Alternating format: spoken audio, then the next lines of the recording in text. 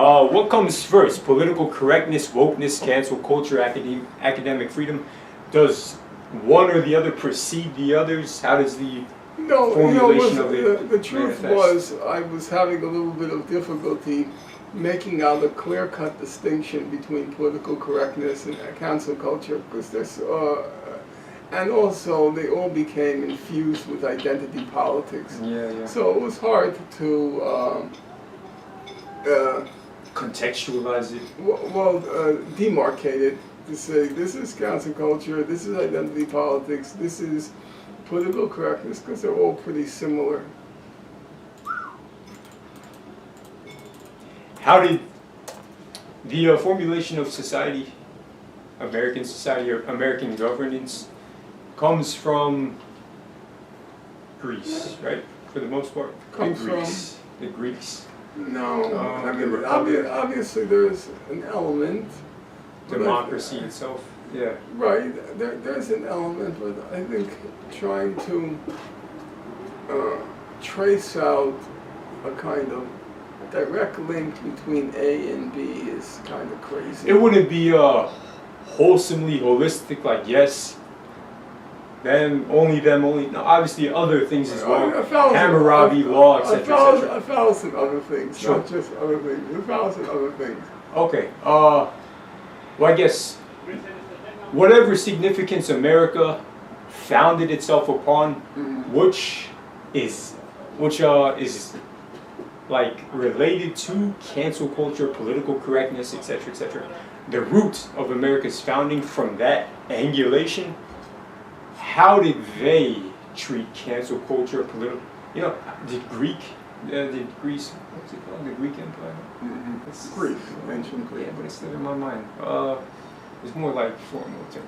Anyways, pretty much, yeah. Did they deal with cancel culture? And One of the classic examples of cancel culture is Socrates. Oh yeah, He okay, was yeah, exactly. Forced to drink the hemlock Yeah. because of his. The claim was, I don't know how. Corruption of Youth. yeah. Well, Okay. I would say that, for me, the question is not so much a genealogical one, namely how we trace the origins of American values and the American system. For me, that's an interesting question, and certainly one which with about 100,000 books have been written. For me, the question is, if you're committed to a radical transformation of society, and even at my ripe old age, I don't believe I'll live to see it, but I remain convinced that this society is so completely unjust. And so, it's really, you have to say, there are elements of insanity in our society. I don't want to get too far off track, but one thing that always strikes me is, just one typical example, which you will be able to relate to. So everybody agrees, as a objective matter, our resources are finite, that there are a lot of people on this planet, and that if we're going to make this thing called the planet Earth work, we have to some extent, we have to curb our consumption of natural resources. They're running out, okay? That's a simple proposition. But then, what is the motor of our economic system? What is the motor of our economic system? It's consumption. That's not an abstract idea. Let's take, as you know, about 60% of sales, by retail sales, they occur around Christmas time. Between Thanksgiving and Christmas, 60% of a store's sales occurs during those 6 weeks, right? Okay. So 60%, okay? Yeah. So every year around Christmas time, they start talking about, did a lot of people buy things? Were there a lot of sales? Were there a lot of sales? Were there a lot of sales? And as you know, if their sales are weak, it's a disaster for our economy. So they always look at Black Friday. What were the sales like? Okay? Yeah. And one of the motors of our economy is what's called consumer spending. Consumer spending up, good thing. Consumer spending down, bad thing. Now ask yourself a simple question.